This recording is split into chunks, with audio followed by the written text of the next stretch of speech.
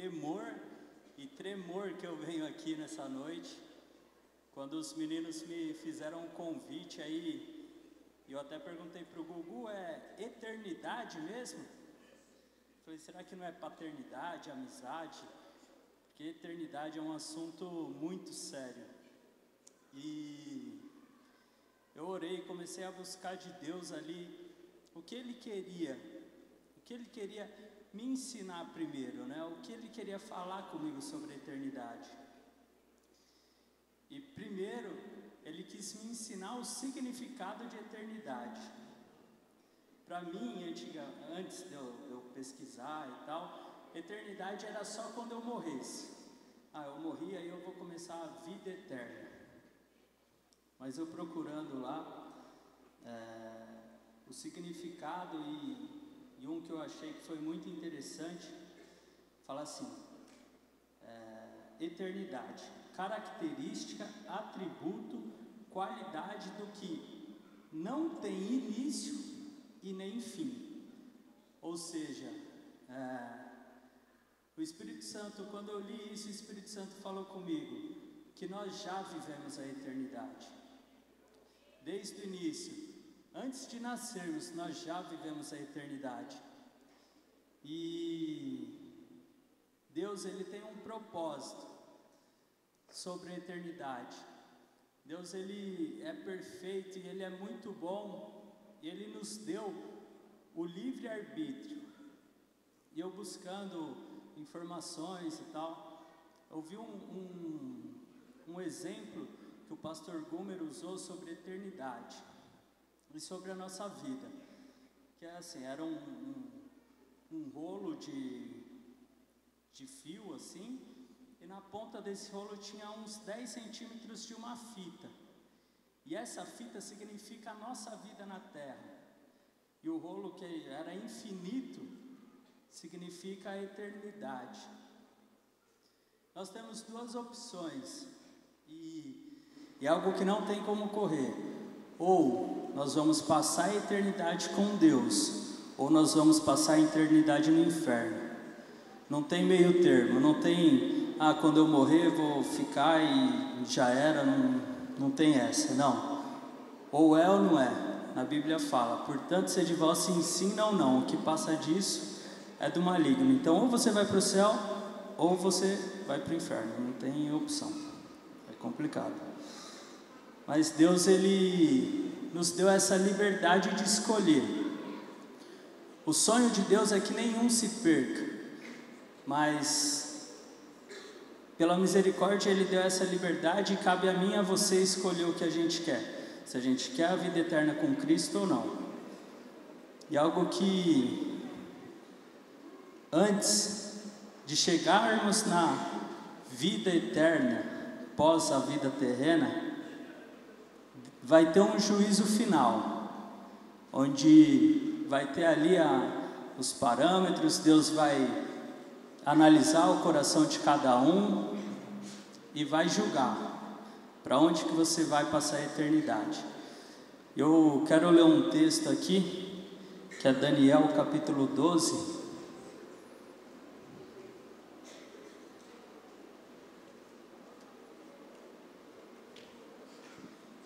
fala assim, o título do texto é Os Tempos do Fim. Naquela ocasião, Miguel, o grande príncipe que protege o seu povo, se levantará. Haverá um tempo de angústia como nunca houve desde o início das nações até então. Mas naquela ocasião, o seu povo, todo aquele cujo nome está escrito no livro, será liberto. Multidões que dormem no pó da terra acordarão, uns para a vida eterna, outros para a vergonha e para o desprezo eterno. Aqueles que são sábios reluzirão como o fulgor do céu, e aqueles que conduzem muitos à justiça serão como estrelas para todos sempre. Mas você, Daniel, feche com um selo as palavras do livro, até o tempo do fim. Muitos irão por todo lado em busca de conhecimento. Então eu, Daniel, olhei e adiante de mim estavam 2 outros anjos. um à margem de cá do rio, outro à margem de lá. E um deles disse ao homem vestido de linho, que estava acima das águas do rio: quanto tempo decorrerá antes que se cumpra essas coisas extraordinárias? O homem vestido de linho, que estava acima do rio, ergueu para o céu a mão direita e a mão esquerda, e eu o ouvi jurar por aquele que vive para sempre, dizendo: haverá um tempo, tempos e meio tempo, quando o poder do povo santo for finalmente quebrado, todas essas coisas se cumprirão. Eu ouvi, mas não compreendi. Por isso perguntei: meu senhor, qual será o resultado disso tudo? Ele respondeu: siga o seu caminho, Daniel, pois as palavras estão seladas e lacradas, e o tempo do fim, muitos serão purificados, alvejados e refinados, mas os ímpios continuarão ímpios. Nenhum dos ímpios levará isto em consideração, mas os sábios sim. Falando aqui um pouco sobre o julgamento, sobre o juízo final. Na Bíblia fala que os sinais apontam a volta de Jesus. E serão tempos de tribulação, de angústia, de dificuldade. E o Espírito Santo falou comigo que o que aconteceu há 2, 3 semanas atrás, com essa paralisação aí dos caminhoneiros, talvez foi apenas a ponta do que pode vir para frente. Eu acredito que não será, talvez na minha geração, talvez seja na geração do meu filho ou do meu neto, não sei. Mas o que aconteceu? Eu, de certa forma, fiquei assustado. A gente ligava os jornais, ligava a TV, nos jornais, as pessoas estavam no mercado querendo comprar alguma coisa e não tinha nada no mercado. Alguns postos que tinham gasolina, o valor estava tipo R$10 o litro, e ainda assim a gasolina era adulterada. Tipo, meu Deus, velho, como é que vai ser? O que é isso? Eu, por ter o neném, fiquei assim, preocupado, tentei guardar um pouco de gasolina ali para uma emergência, eu ter como acudir, como ajudar, mas imagina se isso tivesse se alastrado até hoje. É muito tenso, e isso é só o princípio. Então eu acredito que isso foi apenas um toque assim de Deus para dar uma chacoalhada, para a gente ver como é que vai ser o negócio, que vai ser difícil. Mas no texto que a gente leu aqui, fala sobre liberdade para aqueles que o nome está escrito. Para aqueles que o nome está escrito, somos nós que aceitamos Jesus, reconhecemos Jesus e vivemos com Jesus. Nós vamos passar sim por tribulações, mas se permanecermos firmes, sabendo que a eternidade que Deus tem é muito maior, muito melhor do que a gente vive aqui na terra. Também no texto fala que todos, até aqueles que dormem no pó da terra, ou seja, até as pessoas que morreram, elas vão ser julgadas. Então elas passarão por um processo de você vai ou não vai, para onde, qual vai ser o seu destino. E pensando em tudo isso, sobre o juízo final, a gente vê na Bíblia também que no Novo Testamento, em alguns textos, a Igreja de Cristo, ela é reconhecida como a noiva de Cristo. E o Espírito Santo me levou a lembrar do tempo que eu era solteiro. E do tempo que eu orava, eu nem conhecia a Karen ainda, mas eu orava por uma esposa. E o Espírito Santo começou a falar comigo ali, poxa, o que você pensava, o que você esperava da sua esposa, quais eram as características que você esperava dela? E eu pensava, uma mulher temente a Deus, uma mulher bonita, uma mulher que ame mais a Deus do que a mim mesmo. E aí o Espírito Santo foi me levando até o ponto que eu conheci a Karen, a gente fez o romancial, até o dia do nosso casamento, no dia que eu estava esperando ela entrar como noiva. E aí o Espírito Santo falou: quando você esperou ela entrar, o que você esperava? Eu falei: esperei ela sempre foi e é a mulher mais linda do mundo, mas eu esperava que ela estivesse assim, né, no padrão que ela é. E Deus, ele falou comigo que é isso que ele espera da noiva dele. Só que tem alguns pontos. Às vezes, nós como noiva, não temos escolhido ser santo, não temos escolhido vestir as vestes que ele sonha em encontrar a gente. Nós não temos tido o relacionamento que ele espera. Um exemplo de relacionamento: é impossível eu chegar hoje, tenho a minha casa, minha esposa, meu filho, eu encontrar qualquer pessoa na rua, uma pessoa que eu nunca vi na vida, que eu nunca tive contato com essa pessoa na vida, eu chegar e falar para ela: entra aqui na minha casa, vamos morar aqui, mora aqui comigo, você é de casa. É impossível. Eu tenho 2 vidas e tenho a minha também para cuidar. É impossível fazer isso, colocar um desconhecido na minha casa. E algo que Jesus falou comigo é que muitas vezes a noiva, ela não tem tido relacionamento com o dono da casa que ela vai morar. Nós temos que nos relacionar com Deus. O simples fato, e é muito importante, tem que ser feito, confessar Jesus como Senhor e Salvador. Mas o processo, ele não para ali. Nós temos que conhecer o dono da casa. É impossível ir morar lá sem conhecer ele. Então, algo que o Espírito Santo falou comigo a respeito da eternidade: se você quer passar a eternidade na casa de Deus, você tem que ter relacionamento com Deus. Senão, não dá para servir a 2 senhores.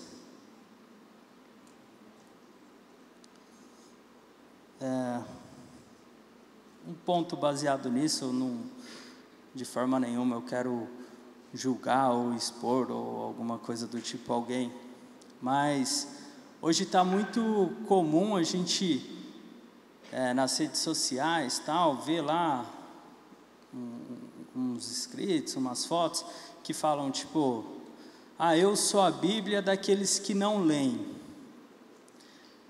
Isso é da hora e é edificante, a gente tem que ser assim mesmo, mas a gente tem que fazer uma autoanálise. Antes de eu ser a Bíblia daquele que não lê, será que eu tenho lido a Bíblia? Será que eu tenho conhecido a Bíblia? Porque nós falamos, nós nos mostramos e reagimos o que nós somos. Então eu não posso falar que eu sou a Bíblia para alguém se eu não tenho a atitude da Bíblia. Eu estou sendo anticristo.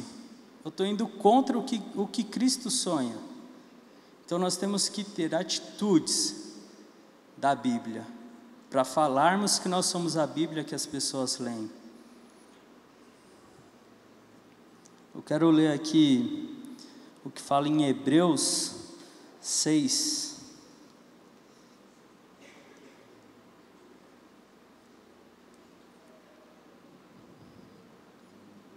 Hebreus 6:4 fala assim: ora, para aqueles que uma vez foram iluminados, provaram o dom celestial, tornaram-se praticantes do Espírito Santo, experimentaram a bondade da palavra de Deus e os poderes da era que há de vir, e caíram, é impossível que sejam conduzidos ao arrependimento. Isso fala sobre aquelas pessoas que já estiveram aqui, já ministraram, já oraram, já exerceram no nosso contexto de igreja muitas coisas, como liderar, discipular, mas hoje elas não estão na luz. E como fala aqui, é impossível que eles sejam reconduzidos ao arrependimento. Mas para isso, nós temos que passar pelo processo de conhecer a Bíblia para ser a Bíblia para eles. Nós temos que passar pelo processo de brilhar para ser a luz, para ser, não a luz, mas para ser o isqueiro ali para eles no fim do túnel.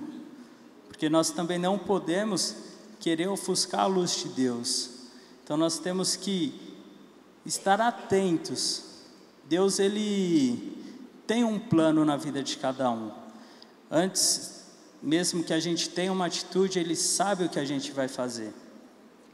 Deus sonha com que todos se salvem, mas talvez Ele saiba que um ou outro não vai se salvar.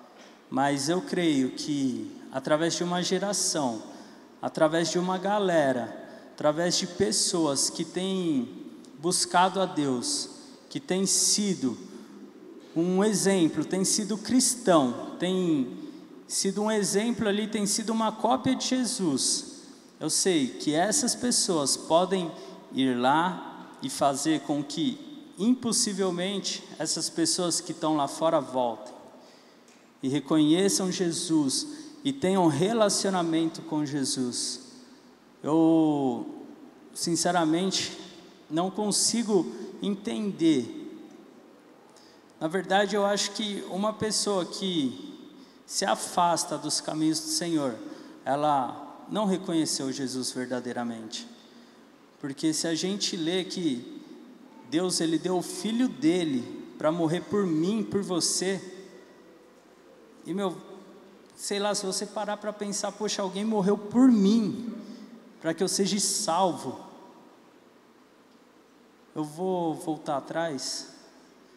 Não tem lógica. Então, eu acredito também que aqueles que permanecem firmes, que têm tribulações, que têm provas, que têm problemas, mas permanecem firmes, são aqueles que realmente reconheceram e têm noção do que Jesus é para você. Eu acredito que todos aqui reconheceram Jesus e têm isso no coração, amém? Baseado também nas pessoas lá fora, talvez os que se desviaram ou aqueles que ainda nem conhecem Jesus, tem uma frase que fala assim: não me importo se terá o amanhã, pois me deram uma vida e não a eternidade. Então olha o que o diabo fez com as pessoas, ele cegou a eternidade. Então por isso é muito fácil hoje as pessoas viverem lá fora, fazerem o que quer, fazerem o que acham legal, o que acham certo, que se a gente pegar e ler a Bíblia é tudo fora do padrão. Mas muitos vivem assim porque acham que tem a vida e não a eternidade. Acham que nasceram, vão viver aqui e quando morrer já era. Mas não, tem um longo trajeto aí para a vida dessas pessoas. Mas nós que sabemos da eternidade, sabemos que nós temos aqui um trecho na vida terrena, mas que após isso terá ali uma eternidade, terá um oceano, que o que nós vivemos aqui é apenas um pingo d'água no oceano, comparado ao que vamos viver. Quando nós temos esse direcionamento, quando nós temos esse coração, nós pensamos todos os dias na eternidade. Nós vamos nos tornar pessoas diferentes e vamos conseguir alcançar aqueles e mostrar para aqueles que acham que só tem a vida. Deus, Ele quer trabalhar isso no meu coração, acredito que no coração de alguns aqui também. Eu senti muito forte e o Jean, acho que orou e falou sobre uma geração, uma galera que não quer apenas leite, mas quer uma comida sólida.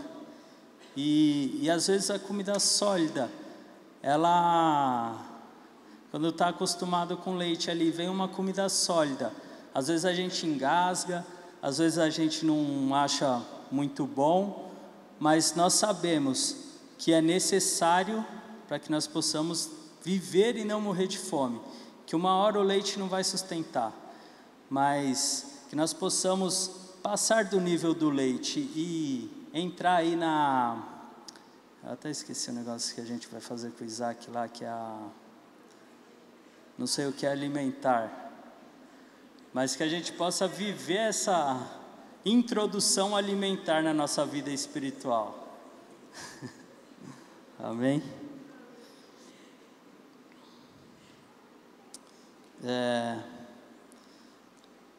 Eu falei aqui sobre os pontos, né, que eu pelo menos acho difícil, que a gente ter sabedoria, a gente se cuidar ali para, em vez de ser um mau exemplo, ser bom exemplo para as pessoas. Mas Deus, Ele nos dá uma garantia da vida eterna, que é João 3,16, que fala: porque Deus amou o mundo de tal maneira que deu seu único Filho, para que todos aqueles que nele crê não pereça, mas tenha a vida eterna. Mas nós temos que crer para ter a vida eterna. Nós temos que conhecer, nós temos que ter relacionamento para ter a vida eterna. Não adianta simplesmente declarar com a boca e não confessar com o coração. Mas essa é um grande versículo que, se a gente ler e pensar nele todos os dias, nós vamos sair de casa com uma missão de que, tem alguém que precisa saber que Deus amou o mundo de tal maneira. Tem alguém aí fora que precisa saber que alguém morreu por ele, para que ele estivesse aqui, para que ele tivesse a oportunidade de ter a vida eterna. Amém? Para finalizar aqui, em Mateus 7, capítulo 13 e 14, ele fala sobre dois caminhos. O caminho estreito, que leva à porta larga, o caminho largo, que a porta é estreita. Eu parando para pensar, e Deus falou comigo sobre algo que eu vivi. Antes eu pensava assim: poxa, se eu estou na igreja, eu estou vivendo o caminho estreito ali. Se eu vou na célula, se eu sou discipulado, eu estou vivendo o caminho estreito. Então, eu sei que, lá na frente a porta vai ser enorme, vai ser da hora e tal. E Deus me levou lá em 2011, mais ou menos quando eu comecei a vir para a igreja, quando o Vanto me consolidou aqui na igreja, e Deus me mostrou sobre esses caminhos que eu estava seguindo. E o que acontecia? No sábado à tarde, na célula, eu considerava que eu estava no caminho estreito. No domingo, no culto, eu estava no caminho estreito. Na segunda-feira, no discipulado, eu estava no caminho estreito, mas eu já não lembrava mais da célula. Na terça-feira, eu já não lembrava mais do culto. Na quarta-feira, eu já não lembrava mais do meu discipulado. E aí o que acontecia? Na quinta-feira, eu já estava no caminho largo. Na sexta-feira, eu já estava, na Castelo Branco. Já estava na avenida de 5 faixas. E aí, no sábado à tarde, eu voltava pro beco. E Deus falou comigo que às vezes nós estamos achando que estamos no caminho estreito, mas em alguns pontos a gente pega uma saída para Castelo Branco.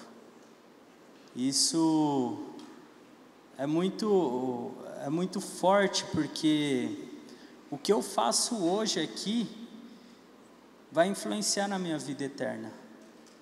O caminho que eu sigo hoje vai influenciar na minha vida eterna. Se eu estou no caminho largo, na sexta-feira, e aí de repente Jesus resolve voltar e fazer o juízo, o que será de mim? Sendo que eu estou vivendo totalmente fora do que Ele sonha para mim. Então, que a gente tenha esse discernimento de saber o caminho que Deus quer para nós, o que Deus sonha para nós. E para finalizar, eu gostaria de orar aqui, declarar que Deus venha trazer sobre cada um aqui a realidade sobre a eternidade. Que a gente possa todos os dias pensar na eternidade. Que não seja algo que eu fale aqui, daqui uma semana, um mês a gente possa esquecer e acabar fazendo coisas que não agradam o coração de Deus. Mas se tem algo aqui que eu queria que ficasse marcado, é que o que você fizer hoje vai ter consequência na sua eternidade. Não pense que Deus ele não é amoroso, Ele é amoroso, Ele é misericordioso, mas Ele te deu a liberdade para você escolher o que você vai fazer. Então, quero pedir para que vocês se levantem aí para a gente fazer uma oração aqui.